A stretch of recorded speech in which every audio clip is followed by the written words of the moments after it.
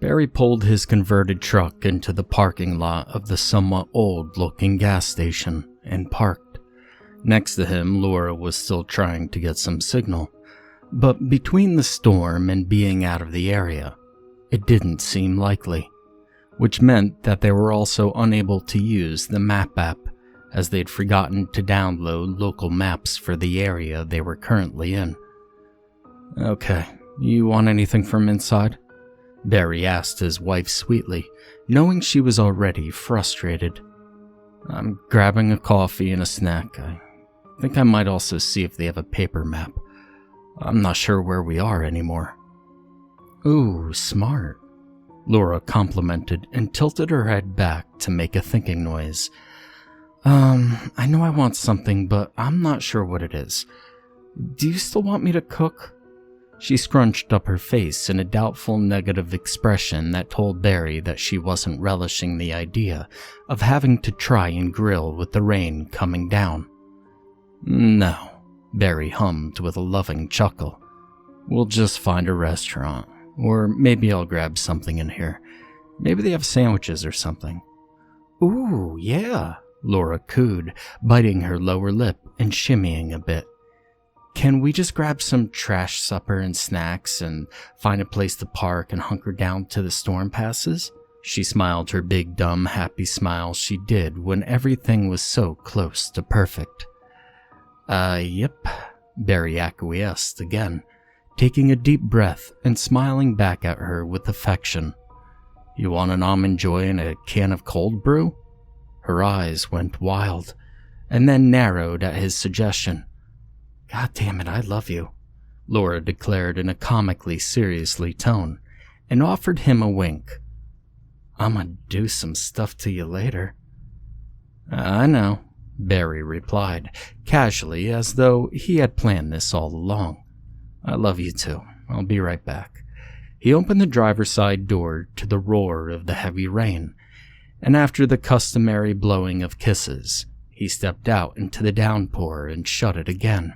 Outside the truck, the rushing rain gave the beautiful fir trees all around a misty quality that Barry had always found really magical.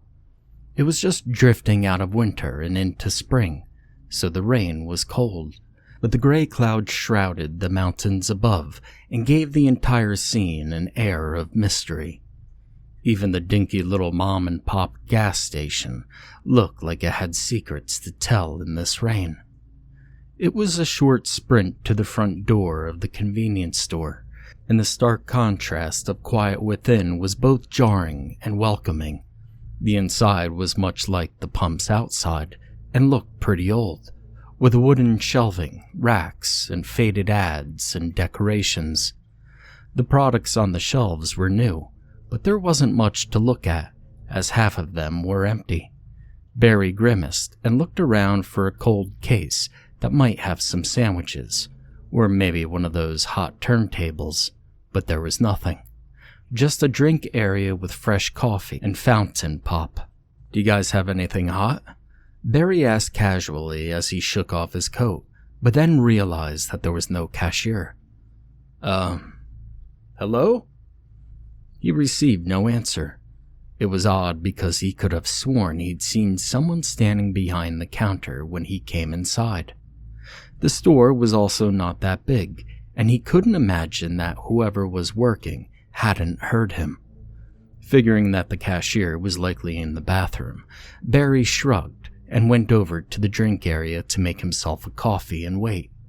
He noted that, despite the lack of proper food, there were at least cold drink cases, and nodded in confirmation when he spotted Laura's brand.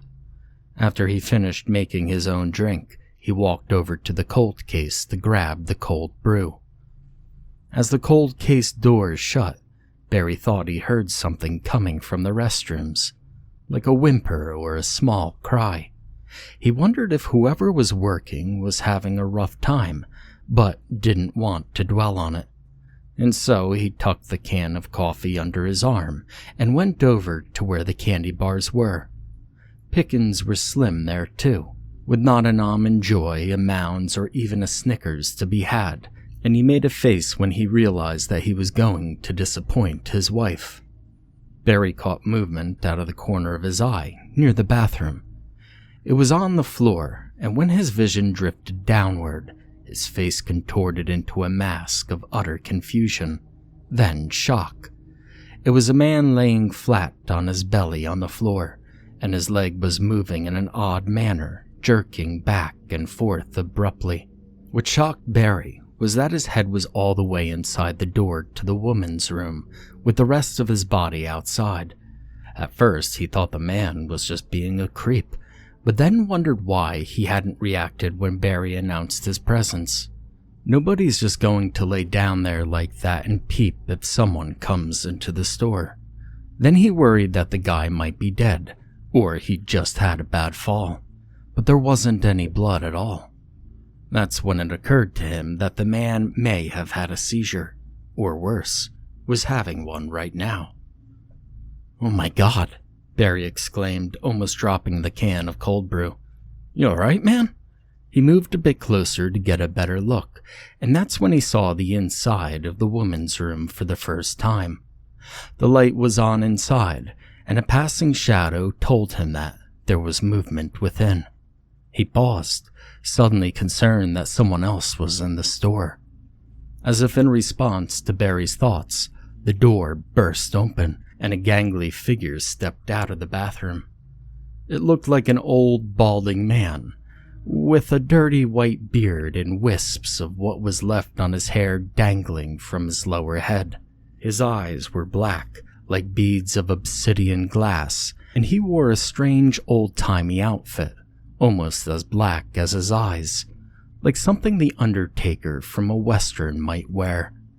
The man stared directly at Barry, boring into him with those black as midnight eyes, and took a step forward. The action was strange and stifled, like he wasn't used to walking on his own legs, and he leaned on the nearby wall for support. That's when Barry realized that the man had to be close to 8 feet tall. "Jesus Christ," Barry managed, shaking himself out of some kind of trance that he realized he'd been in. "I don't want any trouble, man." He stepped backwards slowly, but the thing didn't seem to like it, and looked up at him again, and he suddenly felt very tired, as though his desire to run was slipping away, being forced out of him. When Barry realized what was happening, he summoned his nerve and turned on a dime to run the hell out of there. That's when he saw the other one standing behind the checkout counter. This one had less hair and wore a wide-brimmed hat. Barry realized suddenly that it must be what he thought he'd seen when he walked in, that he thought was the clerk. He couldn't imagine how it could possibly have been hidden from him so completely with its sheer size. Just as Barry turned, the thing behind him let out a horrible cry that sounded to him somewhere between a hiss and a howl, which scared the living hell out of him. When the creature in front of him did the same, its mouth opened to reveal a horrible lamprey-like sucker for a tongue. In that moment, he knew there had been no blood near the body. Barry did the only thing he could do, and bolted for the door. When he got close to the counter, the thing behind it lurched forward to grab at him, and in a panic, he threw the coffee he just prepared right at it. The hot liquid seemed to at least scald the thing's hand, causing it to recoil long enough for him to get by. Barry slammed into the door and burst from the madness behind him, into the roar of the torrential rain, which at this point was almost comforting. He tore across the parking lot and got to his truck. As he got his hand on the door, he chanced a glance back and saw that the one had come out of the bathroom, standing on the other side of the glass. Barry could feel the weird pull the thing had, but it was significantly lessened, whether because of distance or the rain, he didn't know. But he also didn't care. He yanked open the driver's side door and clambered inside as fast as he could, and scrambled for his keys. His heart almost sank when he thought for a moment that he'd somehow dropped them, but found them in his pocket, and got the truck started, Get anything good?" Laura bubbled as she searched, completely oblivious to what had just occurred. "I desperately need coffee. Babe, is something wrong? Were they closed? Babe?"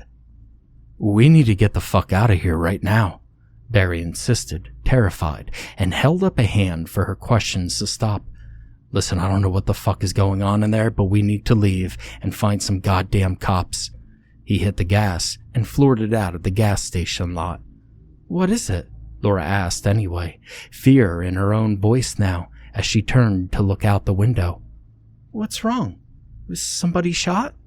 "No," Barry shouted as he got to the main road and kept going. "Don't look." "Babe, you're scaring the shit out of me," Laura whined as tears came to her eyes.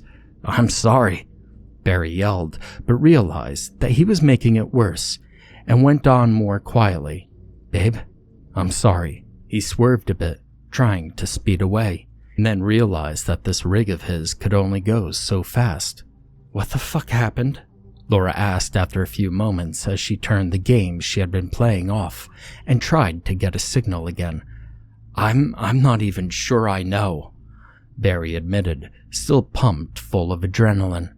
He spent the next few minutes telling her what happened as honestly and in as much detail as he could, both so he could get it out of his brain, but also to try and memorize the details. If that guy turned up dead, he wanted to give the police as much information as he could. "Bear, what the actual fuck is going on?" Laura exclaimed as Barry finished his story. "Right?" Barry agreed, shaking his head and trying to steady his breathing. "I swear to Christ that's what happened. Ah, shit, I dropped your coffee too. Sorry." He kept his eyes on the road and in his rearview mirrors.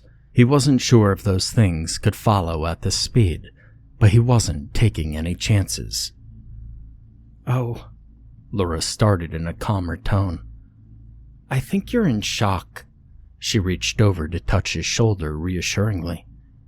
"Yeah, I think you're right," Barry agreed breathlessly as he turned around another bend in the road lined by endless trees. "Listen, I'm pretty freaked out. I'm also not sure what to do. Is there a town nearby?" "I don't know, but even if there is, to hell with it," Laura replied flippantly, shaking her head. "Even if there is one, those things could just easily be there as well, and there could be even more. Let's just keep driving until we're out of the state. I think we're close to the border anyway. Are you okay to drive? Do you want me to take over?" No, I'm good," Barry told her a little too quickly, and took a deep breath to steady himself. "Sorry, I'm not going to be cool with either of us getting out of the truck until we see a cop, or we are very far away." They drove for another good while, going over the story again and again to try to make sense of it, and failing. At one point, Laura reached under her seat and withdrew her Glock from where she kept it concealed there, and laid it in her lap. Barry was happy of it. He'd gotten into the habit of not carrying his own weapon on him all the time, because their lifestyle took them through a lot of states.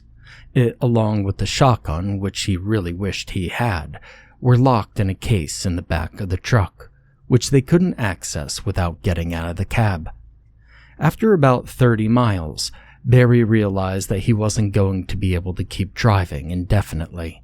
Not only were his glasses filthy and messing with his vision, but the storm was getting worse. Much worse. And if it didn't let up soon, he simply wouldn't be able to see. They'd already passed a number of turnoffs that they might have already tried under normal circumstances. But he wasn't chancing it. He didn't want to get stuck in a spot where he couldn't turn around. Or worse, get stuck in the mud. "Laura, I know what I said, but we've got to find a place to stop," Barry rescinded finally, after a few miles of nervous driving. "Even if it is for only a few minutes." "Yeah, I know," Laura admitted as she leaned forward to peer out of the windshield. "I could barely see, and I'm sure you're having a hell of a time. We'll find something and we'll just sit until it lightens up and then head out." Barry blew her a kiss then, and she blew one back in return. He knew that she wasn't calm at all, and he certainly wasn't, but they were both still acting rational, and he was proud of them both for it, and grateful.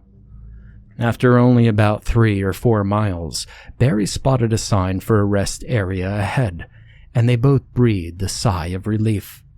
A bit later, they rounded a bend and spotted a paved turnoff, which led to a large parking area with picnic tables and one of those little huts with bathrooms and phones. He started to pull into a spot close to the hut, then changed his mind and angled the truck so that it was pointed towards the exit of the rest stop. Okay, Barry breathed as he put the truck into park and gathered his bearings. First things first, here. He handed Laura his glasses and she took them and cleaned them for him before handing them back. It was a practice thing they learned to do while continuing to drive, but he wasn't interested in chancing it until they were parked. There you go. Laura managed as she handed back her husband's spectacles. Thanks, Barry offered calmly as he took a look around the lot. Alright, well, there doesn't seem to be any other cars here, which means there's no other cars to maneuver around, but also no one to tell what happened. He blew out a long, nervous breath and shook his head. We're not telling anyone what happened until we tell the police, Laura stated flatly, as she checked the magazine in her handgun and reloaded it. We also maybe just tell them that it was a robbery. She offered him a meaningful look, and he nodded his own assent. In the heat of the moment, Barry wanted to get away and tell anyone anything that had happened. But after a few minutes to actually think about it, telling the police anything other than a robbery had occurred would cause them both way more trouble than it was worth. Okay, Laura said at last after a few minutes. I have to pee. Pee your fucking pants. Barry scoffed incredulously at her without missing a beat. Give me a break, Laura shot right back, tilting her head sassily the way she often did when she was not going to budge. I'm certain that you saw what you say you saw, and I'm certain that I cannot comprehend the fear that you're feeling right now. I understand there's danger. She paused to gesture slightly with her gun, but quickly aimed it back to the floor. I'm with you 100%. But I still gotta pee. Okay, Barry relented, gritting his teeth. What if you get into the back? You could use the compost toilet in there. And then if I have to take off, you're at least in the truck. His wife tilted her head to the side slightly in a half nod. Yeah, Laura reluctantly admitted. We could do that, and hear me out. There's a phone in there. She paused to nod at the rest stop hut. A landline.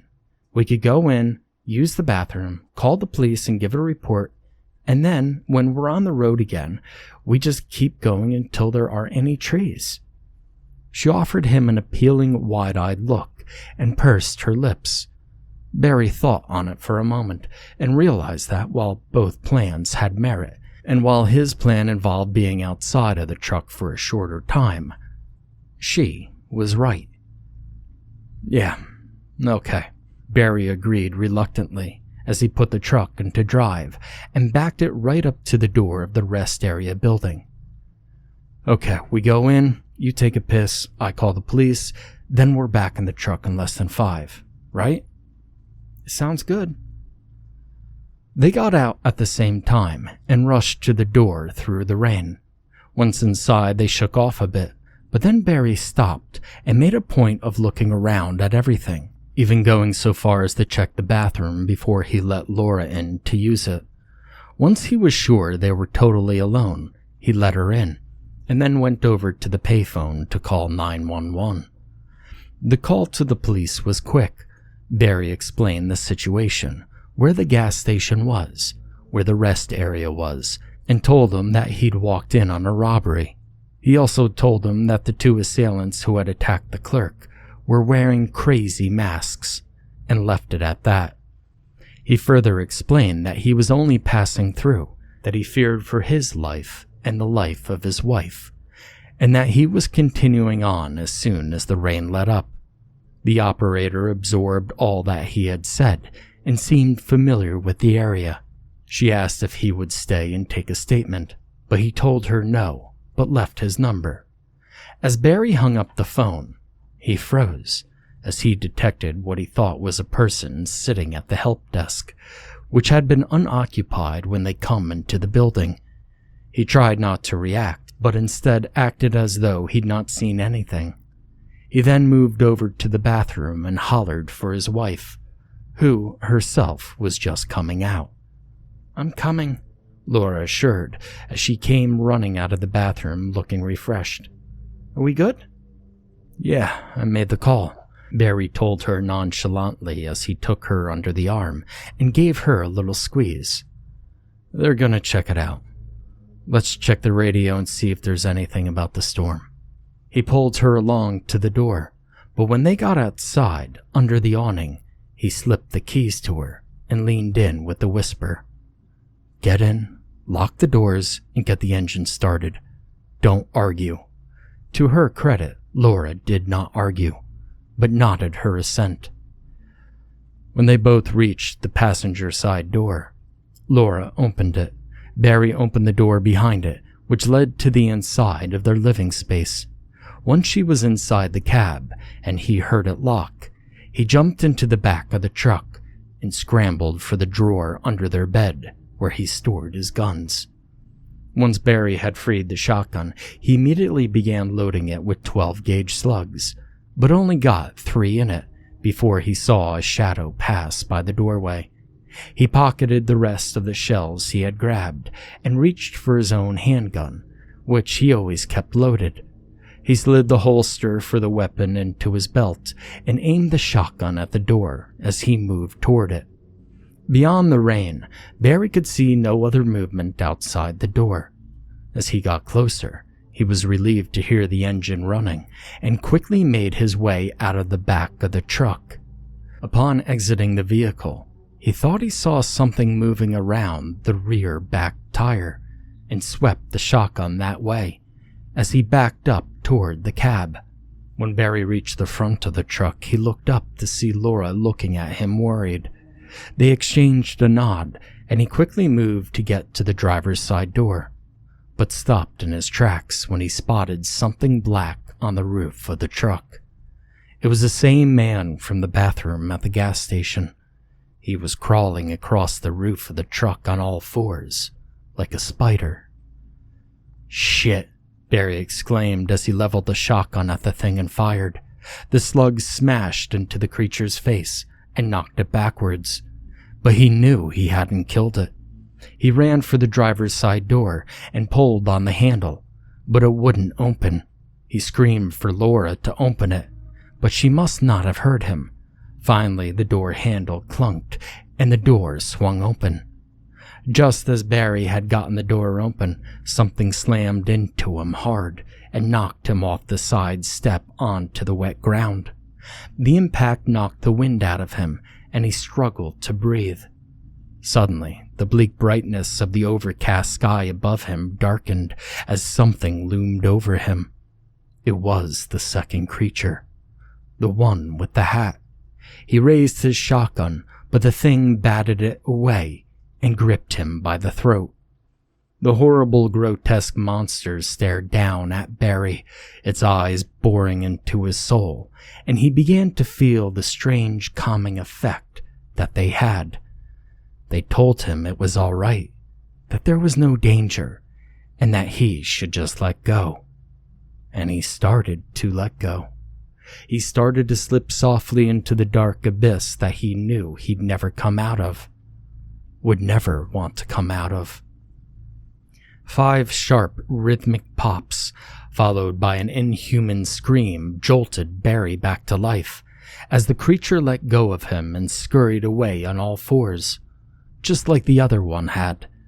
He shook off the shadows and looked up to see Laura hanging out of the driver's side door, holding her pistol. He grabbed for his shotgun and started to get to his feet. "Come on," Laura yelled from the cab as the rain seemed to suddenly pick up. Barry ran for the truck as Laura ducked back inside. He slammed the door shut, put the thing into drive, and gunned it out of the rest area as fast as the damn thing would go. When he looked into his rearview mirrors, he saw them both, standing almost as tall as the little hut and watching them leave. That's when they did something that neither Barry nor Laura expected, and which they, neither of them, spoke much of since that day. They waved. The two creatures that had killed that clerk and tried to kill both of them waved as the truck tore out of the rest area.